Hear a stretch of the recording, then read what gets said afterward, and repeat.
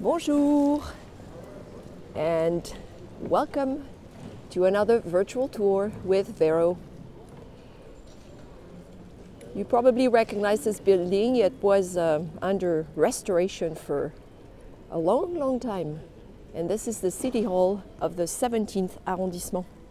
I am back to my old stomping grounds today.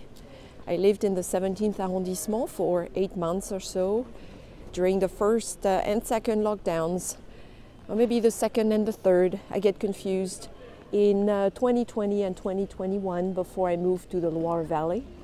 And this weekend I am back in the old neighborhood, and I thought I would take you on a walk to a section of the neighborhood, the 17th arrondissement, that everybody loves, known as the Batignolles, an up-and-coming neighborhood as it turns out.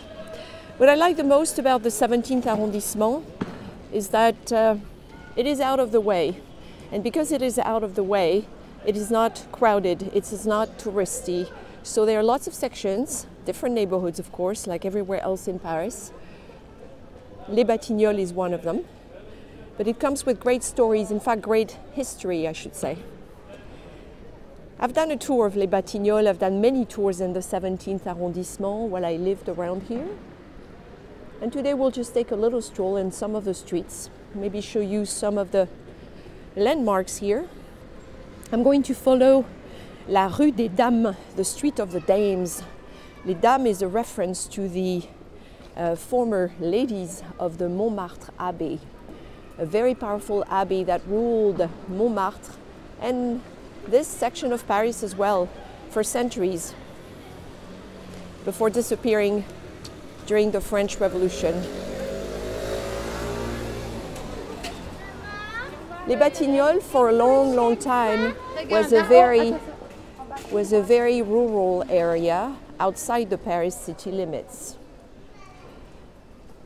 So it's hard to picture today, but there would be fields, a few houses, and that was that.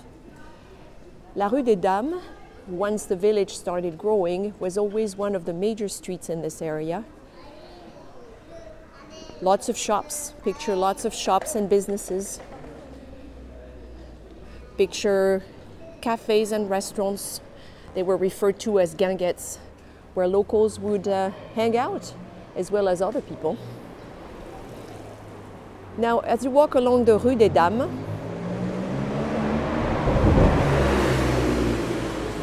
welcome to loud Paris. It's very interesting to peel back the layers of history just from looking at the building facades. Back when this place was a village, you would have seen much lower buildings, probably 1 or 2 floors high tops. In fact, there is one coming up on the left over there. I'll show it to you in a second. And then as the 19th century progressed and the Batignolles grew, and the early 20th century as well, the buildings got higher and higher, and for some of them, much more affluent. It's a sleepy Saturday morning because today is November 11th, which is a bank holiday in France. We celebrate the armistice, the end of World War I. So businesses that should be open on a Saturday and that would be a lot livelier here are closed today. Here's this building I was referring to. You can see it. It's definitely an ancient one from the 19th century. You can see how much lower those village homes were. And then by the end of the century, early 20th century, much more affluent buildings came up, and you can see the difference. You can also see the difference when you see that in a street you have some indentations here. Do you see how much deeper this building sits on the street? Well, that's because they tried to widen the streets, made them much larger. So the 17th century, le village des Batignolles, like many other sections of Paris, tells stories just from looking at those buildings. You can see another example over there. That red brick building, brick and limestone building, kind of sits back on the street compared to the one here, which is probably much older. For a long time, les Batignolles sat outside the city walls, as I said, outside in particular of a wall that was built a few years before the French Revolution to raise taxes. It was called the Farmers' General Wall. It encircled Paris. The Parisians used to say, le mur qui mure Paris. The wall that encircles Paris. Needless to say, they did not approve of it, not just because all goods going into the city were taxed, but also because they felt like they were in jail. But a lot of places outside that wall benefited from it because everything they sold, in particular food and wine, was cheaper, which is why we had all these restaurants pop up, all these guinguettes, places to stay as well. Poor artists would come to these neighborhoods, and this is why a lot of them were based in Les Batignolles, in fact. These are much older buildings.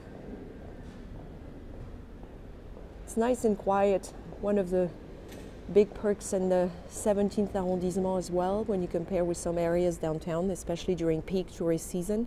However, it is a party place as well because it's become very gentrified.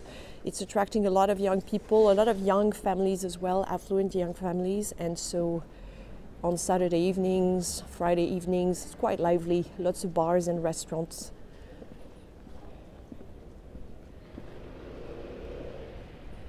We're still walking up the Rue des Dames. Marcel and Marcel is a fun restaurant. I recommend it. Nice devanture, as we say. Storefront, isn't it? Like that color. And the sun's coming out. It's been really overcast and rainy in November this year. So this is quite nice. So I was telling you the Batignolles neighborhood for a long time sat outside the Farmers' General Wall. And as early as the 1820s, 1830s, a time known as the Restoration in France, after Napoleon fell and two more kings ruled France until another revolution happened. During the Restoration, a lot of developers, real estate developers, saw the potential of places outside Paris. Paris was really crowded downtown, and a lot of people saw the potential of les faubourgs, the suburbs, places like les Batignolles, those little villages where the air was rumored to be excellent, better for your health. And so they started building,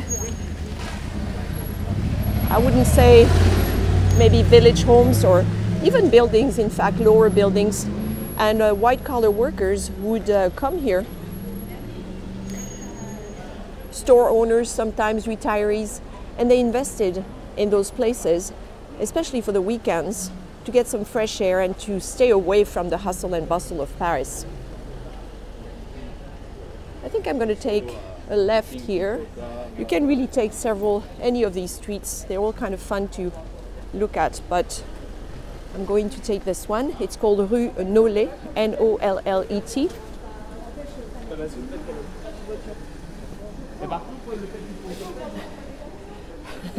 They're wondering if that big van can park or not. It's always a hassle to drive and park in Paris, for sure. Some things never change. So La Rue Nollet, N-O-L-L-E-T, is one of the side streets connecting some major ones in this neighborhood. Here's another example of a building that sits back on the street because it was built after the ones that surround it. You see on the left here? A lot of the homes that you see around here that date back to the 19th century and the early times, mid-19th century or so, a lot of these are very plain looking. The facades are rather plain when you compare them with ornate facades that you see in other Parisian neighborhoods. And that's because originally the neighborhood was pretty humble, like I said. And then it just kept growing and growing. And today it's funny because in an interesting twist of fate, it's very trendy again. It was popular at one time and now it's very popular again. But like I said, this will never be a very touristy area. It's protected by its geographical location. It's in the northwest of Paris, and you need to take you can come here with the metro, of course, but it's a bit of a hike if you come from downtown Paris. And this means it will always be peaceful. at times like this.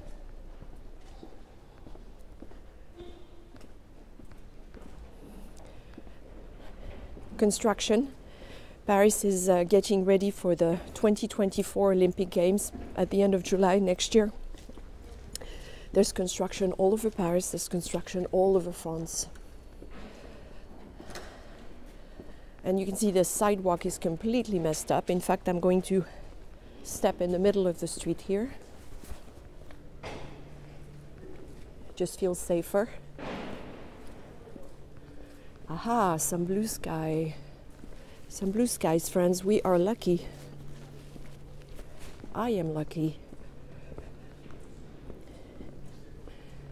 You may remember the virtual tours I did in 2020, 2021 and later, especially 2020 and 2021. When I still lived in Paris, I would live stream every weekend on Facebook and occasionally on YouTube and take you through neighborhoods of Paris. And so we visited together the areas I call former villages of Paris. Les Batignolles was part of them. All these faubourgs, areas that were outside the city walls for a long time, that were eventually incorporated in 1860 by Napoleon III during the Second Empire. And at that point, after he incorporated all these villages, whether they wanted to be incorporated or not, he was able to expand Paris and created all the arrondissements, those administrative divisions we know today. And so les Batignolles became the 17th arrondissement, for example.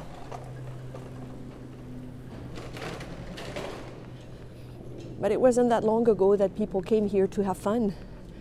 They drank the cheap little wine, bitter wine, which today we would call la piquette. Piquette, P-I-Q-U-E-T-T-E, because it would sting your tongue, it was so bitter. But it was cheap, it was affordable. People loved it.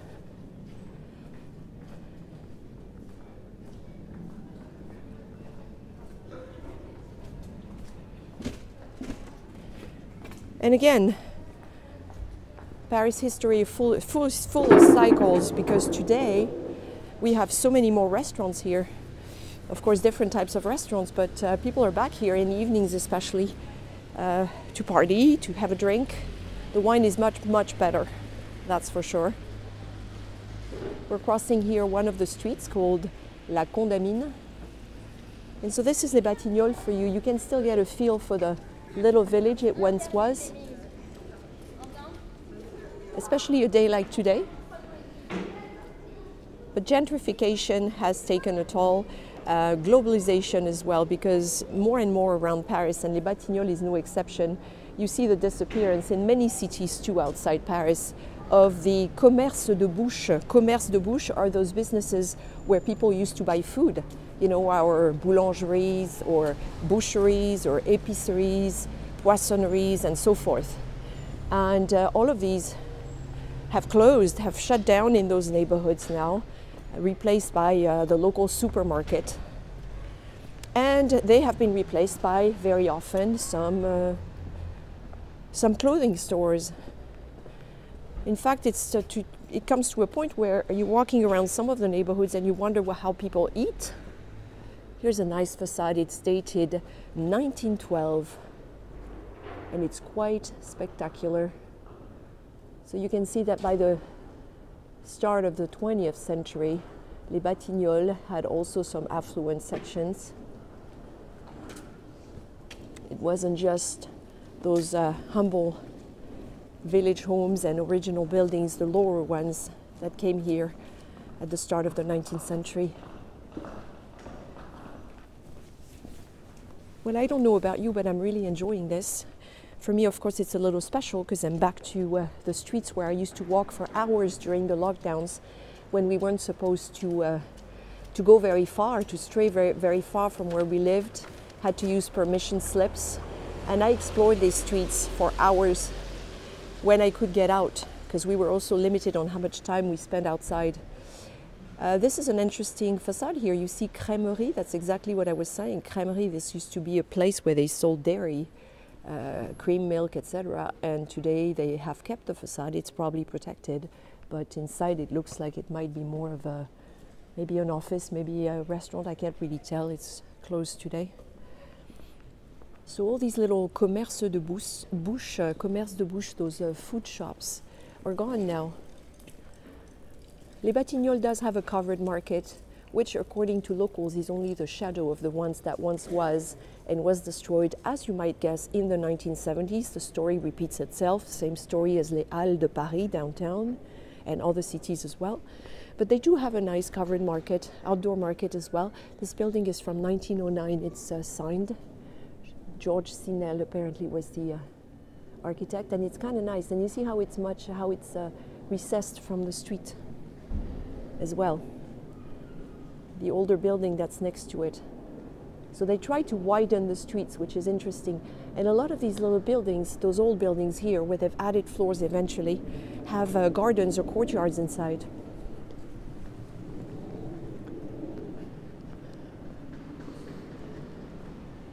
Here's another style. I'm going to step back so you can see better. Ooh, nice detail on number 66 here.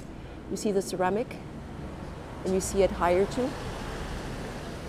This was a part of the Art Nouveau style, or the style at the end of the 19th century during the Belle Époque. Typically in colors of blues and greens. But look at this one. No date on this one. The architect is Navarre. But they used the brick instead of the Parisian limestone, and it sits back on the street. I'm gonna step back here. It really steps back, you see? Or it sits back, sorry. Like this. So you can kind of see all these streets changing as the city grew, as the neighborhood grew. Today, of course, Les Batignolles is not an affordable neighborhood. It's actually quite expensive. But you do see a lot of young families, good salaries, good income from both parents. You also see some nannies at the local garden, at the local park, taking care of the children during the day. So it's changed a lot from a working class, humble neighborhood that used to sit outside Paris with fresh air, the countryside, a faubourg, into the 17th arrondissement, a pretty coveted area, as it turns out.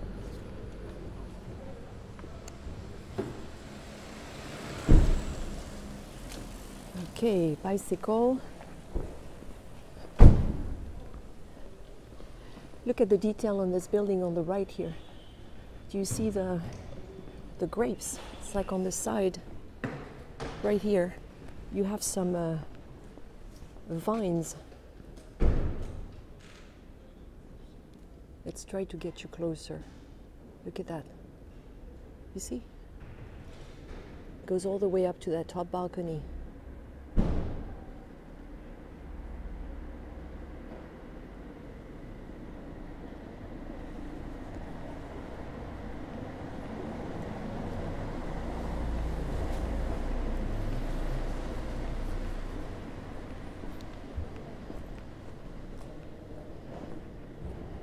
Yeah, I do have fond memories of the 17th arrondissement.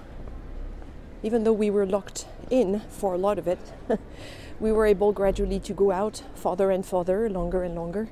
And it's just there's so many stories that are not very well known about this area. And I did cover them in a lot of virtual tours for the duration of the time I lived here. So I will be sure to share the links to these tours in the video description on YouTube.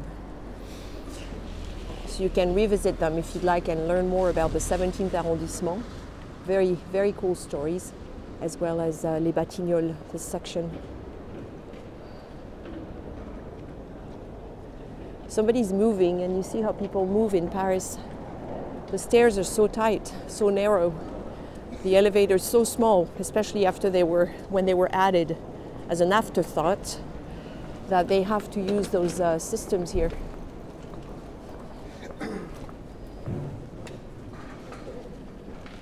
There's a giant couch coming out of that building. I don't even know how it got out. Maybe it's going in, maybe it's going out. I'm not really sure. But boy, that looks like a tricky situation right there. Bonne chance, messieurs. Good luck. Oh, it's coming down. The couch is leaving, in fact. There we go. Little slice of Parisian life for you. The child is very interested.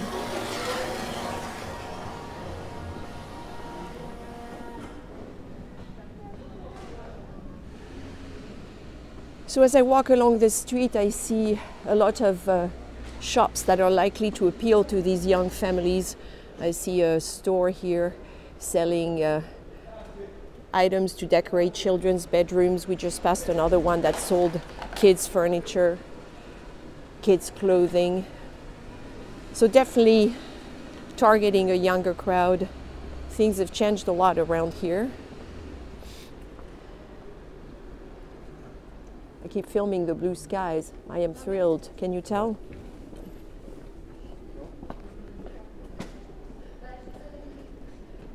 Here's another store over there. They say Emile and Ida, or Ida, and they say the maison was founded in 1885.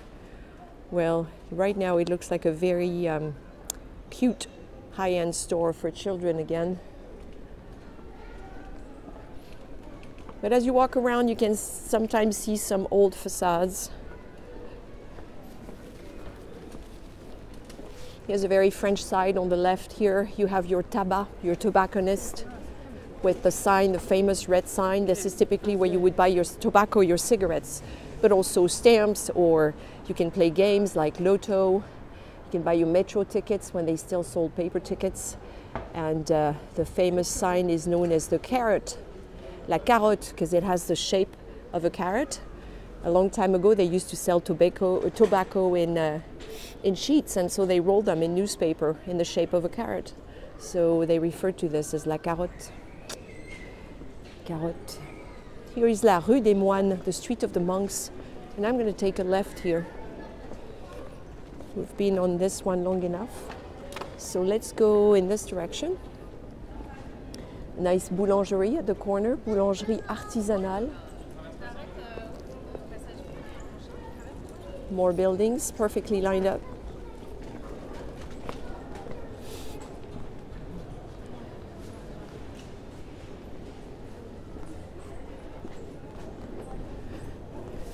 So like I mentioned, I will link my favorite tours that I filmed in the 17th arrondissement in this under this video. So after you watch this video, if you want to see more, it'll be easy for you to click.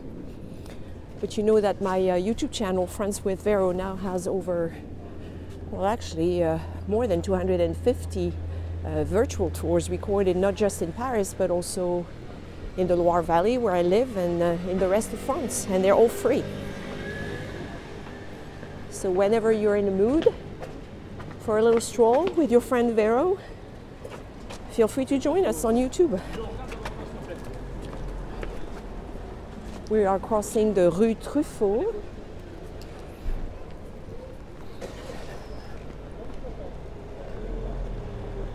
Just past a young lady, young woman holding a coffee cup in her hand.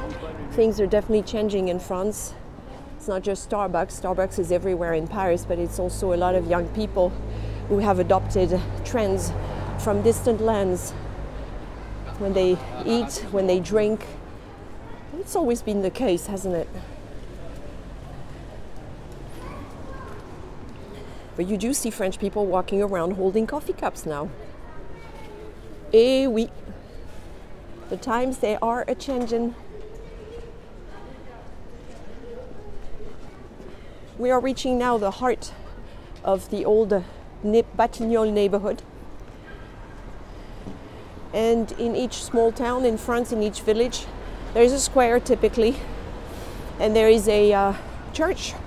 And we're going to walk around this corner here so you can see the local church, one of them. Trendy coffee shop on the left here where people are having brunch. See the line? Brunch is a big deal in Paris. It has been for a long time. I'm gonna walk here.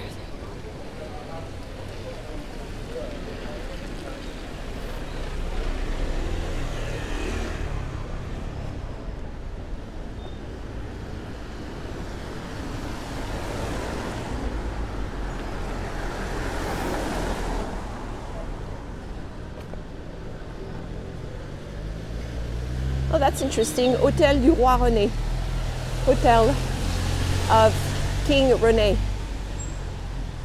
René, we've met him several times in the Loire Valley when I went to Angers, in the beautiful Anjou region. He was a local leader. Funny how you can connect the dots as you travel around France very often. So I'm going to stand here so you can appreciate this little square where les Batignolles do feel like a village still. You see this semicircular square here, La Rue des Batignolles. This is the heart of the village. You can find your boulangerie, you can find your hair salon, you can find some food shops. The market is not too far. And of course, you have a church, Sainte Marie des Batignolles.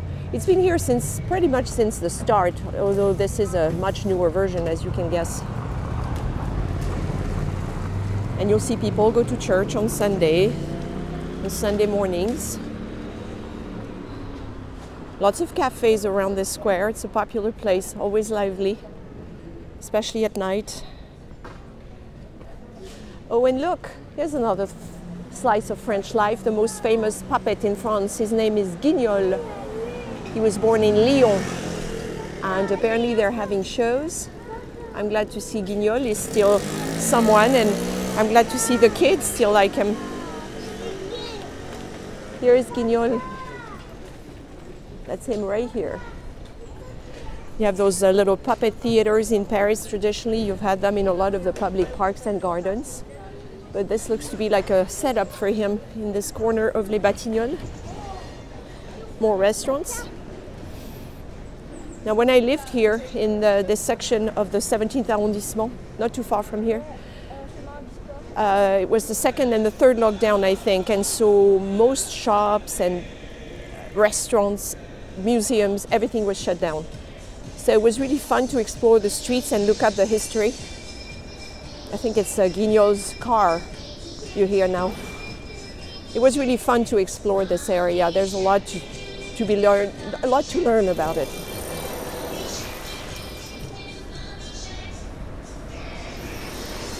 Guignol. They're going to go and promote the show, I think.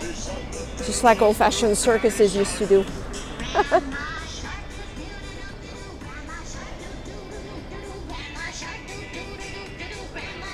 How do you like that background? The musical background.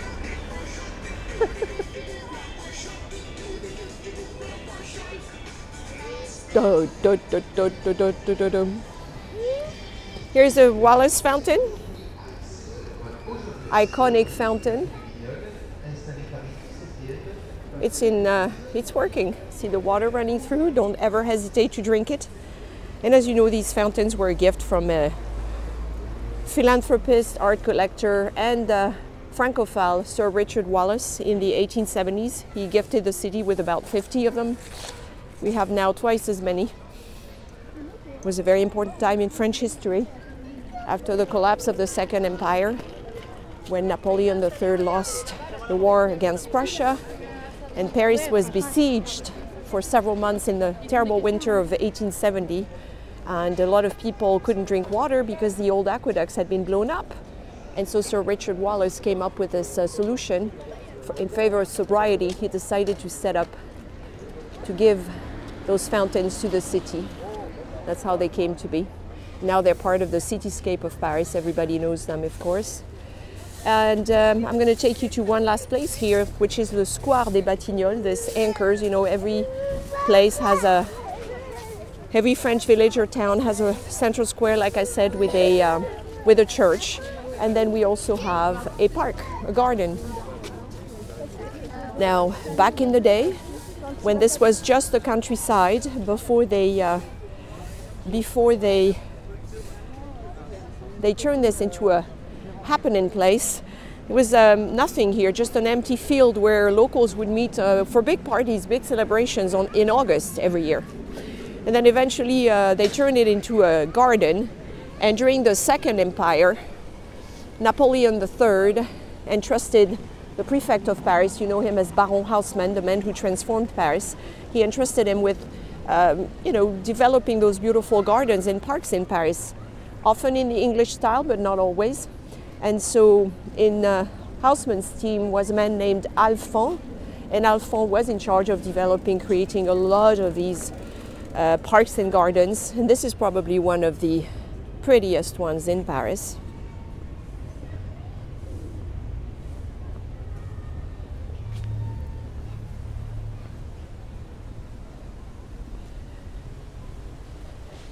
So of course the 19th century was a very romantic century, at least during that time. And what they didn't have, they created out of concrete very often. You might think that this grotto and waterfall, this is natural, but no, they created it from scratch. You see? And what looks like wood here, that fence, is also concrete.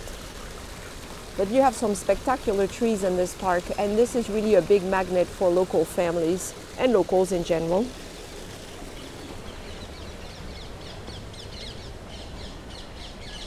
I'll take you for a quick stroll through part of the garden, les Batignolles, and then I will wrap up. Look at these, look at the size of these two. Look at those trees. Fall colors in full in full bloom.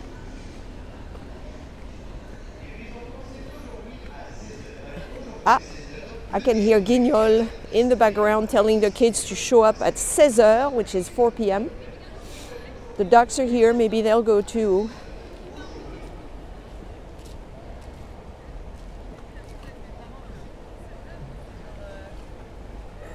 I mean, I can't get over the size of this tree.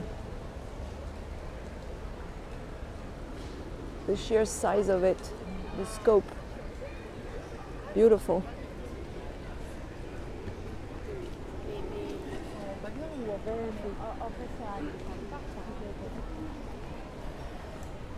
So though I lived on the other side of the neighborhood for a few months in 2020 and 2021, I came here quite often.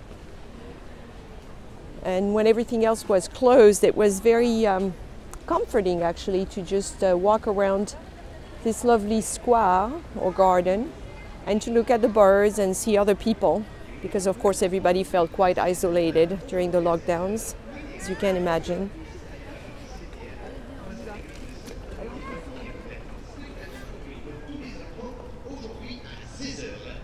Still Guignol in the background. He's hard to miss today. There's a beautiful bird right in front of this statue. Do you see him? Héron.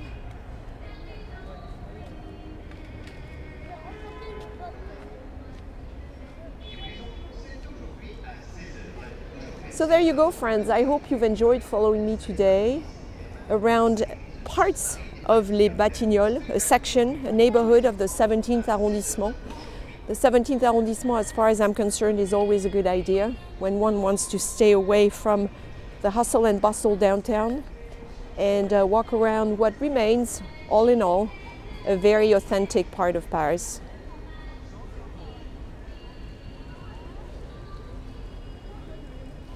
Like always, my virtual tours are tip supported.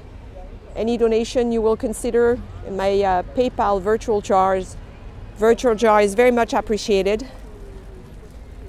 My patrons, the France with Véro patrons, will get to enjoy this tour first, to preview it. They might even get a tour extension. This is what we usually do.